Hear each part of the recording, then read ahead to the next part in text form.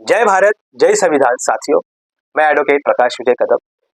साथियों, तथागत गौतम बुद्ध कहते हैं कि प्रकृति का यह नियम है कि कोई भी चीज परमानेंट नहीं है, हर चीज समय के हिसाब से बदलती रहती है।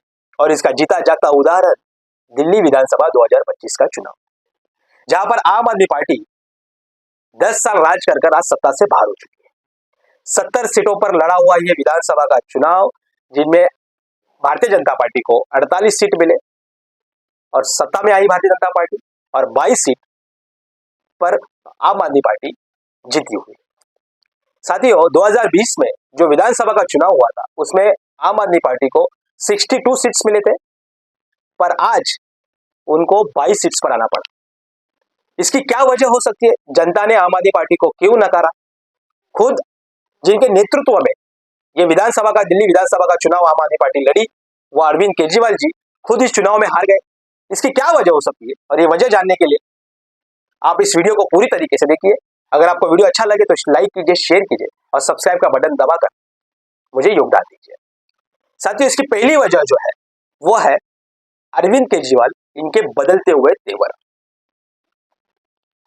अन्ना हजारे इनके आंदोलन से अपनी राजनीति की शुरुआत करने वाले अरविंद केजरीवाल जी, जब दिल्ली की सरकार उन्होंने स्थापन की, सत्ता में आई वो दिल्ली के, तब उन्होंने कहा था कि मैं ये सरकार को आम आदमी की तरह ही चलाऊंगा, मुझे कोई बड़ी गाड़ी नहीं चाहिए, मैं वैगनर में रहकर इस सरकार को चलाऊंगा। लेकिन आज उनमें जो अहंकार आ चुका है, उनका 34 करोड़ का जो घर है जिसको शीश महल कहते हैं, वो घर में आज रहते हैं। तो ये कौन सा आम आदमी है? ये कौन सी आम आदमी की पार्टी है? इस पर लोगों ने, जनता ने सवाल उठाए। इसकी दूसरी वजह जो है वो है इनके नेताओं पर लगे हुए भ्रष्टाचार के आरोप, और जिसकी वजह से आम जनता में इनकी छवि जो है वो खराब हो चुकी थी, जिसमें अरविंद केजरीवाल खुद थे, जिनको काफी समय के बाद बेल मिली।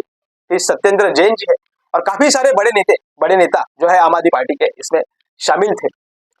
साथियों, इसका तीसरा जो कारण अगर हम देखेंगे तो धार्मिक ध्रुवीकरण।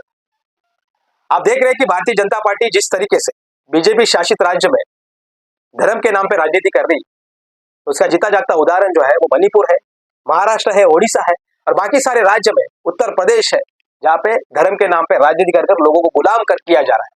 और वही सिक्का इस बार दिल्ली विधानसभा चुनाव में उन्होंने किया है, सिक्का चलाया है, जिसकी वजह से आम आदमी पार्टी को बड़े पैमाने पे उसका नुकसान झेलना पड़ा। इसकी चौथी वजह है अरविंद केजरीवाल जी का ओवर कॉन्फिडेंस।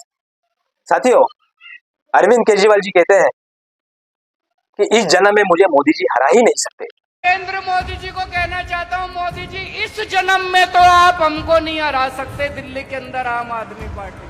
और इस ओवर कॉन्फिडेंस की वजह से काफी हद तक लोगों में उनके प्रति निगेटिविटी, उनका संपर्क कहीं ना कहीं टूट चुका था लोगों से, आम जनता से, और इसकी वजह से इस बड़ी हार का सामना उनको करना पड़ा। साथियों, इतना ही नहीं तो बीजेपी लीडर, जो बड़े बड़े लीडर है भारतीय जनता पार्टी के, अनेक बीजेपी शासित राज्य के जो मुख्यमंत्री है, उनको खुद इस चुनाव में बड़े पैमाने में शामिल होकर उन्होंने पॉलिटिकल कैंपेनिंग की, लोगों के घर घर जाकर बड़ी बड़ी सभाएं ली, और पूरी भारतीय जनता पार्टी, केंद्र के, राज्य के काफी सारे बड़े नेता जो है वो इस पॉलिटिकल कैंपेनिंग में, इस विधानसभा 2024 के दिल्ली के चुनाव में शामिल थे, जिसका बड़े पैमाने में आम आदमी पार्टी को नुकसान झेलना पड़ा। और अगर हम इसकी छठी वजह देखेंगे, जो कांग्रेस है, हमेशा से ही कांग्रेस जो है वो जो राज्य स्तरीय पार्टी है, उन पर यह आरोप करती है कि वो बीजेपी की बी टीम है। यह महाराष्ट्र में भी हुआ, यह यूपी में भी हुआ, और अनेक राज्य में कांग्रेस ने जो है वो लोकल पार्टी पर आरोप किए। लेकिन अगर हम देखेंगे कि आम आदमी पार्टी जो है, अरविंद केजरीवाल जो है वो अलायंस पार्टनर थे, गठबंधन का हिस्सा थे। उसके बाद जो कांग्रेस और आम आदमी पार्टी में जो नोकझोंक हुई, और इस चुनाव में 11 से 15 सीटों पर कांग्रेस के वजह से आम आदमी पार्टी के जो कैंडिडेट्स है वो हार चुके। खुद अरविंद केजरीवाल 4000 वोट से हारे। यह जो वजह है ये कांग्रेस है। तो कहीं ना कहीं कांग्रेस भी इस हार के पीछे है, यह हमें इसमें मानना पड़ेगा। लेकिन साथियों, यह सब होता है, सत्ता परिवर्तन होती है, कभी भारतीय जनता पार्टी सत्ता में आती है, कभी आम आदमी पार्टी सत्ता में आती है, लेकिन सच में आम आदमी पार्टी को इसमें कुछ मिलता है तो कुछ नहीं।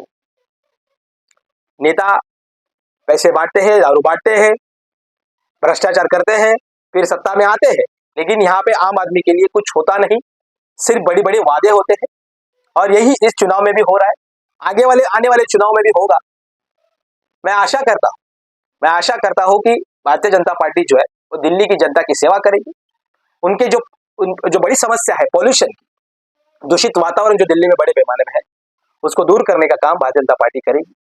अगर ये नहीं कर पाई तो कहीं ना कहीं भारतीय जनता पार्टी धर्म का कार्ड खेलेगी, विक्टिम कार्ड खेलेगी, धर्म के नाम पे राजनीति करेगी, लोगों को बरगलाएगी, हिंदू मुसलमान कराएगी, मंदिर मस्जिद कराएगी और अपनी सत्ता का उपभोग लेगी। यही अगर होता है तो कहीं ना कहीं डेमोक्रेसी हमारी खतरे में है, यह हमें जान लेना चाहिए। साथियों, अब कहीं ना कहीं पीपल मूवमेंट्स, लोगों की जो मूवमेंट्स है वो खड़ी होनी चाहिए। लोग इस पर बोलना जरूरी है, लोगों को रास्तों पर आना पड़ेगा, इस सब के खिलाफ बोलना पड़ेगा साहब। जय भारत, जय श्री राम।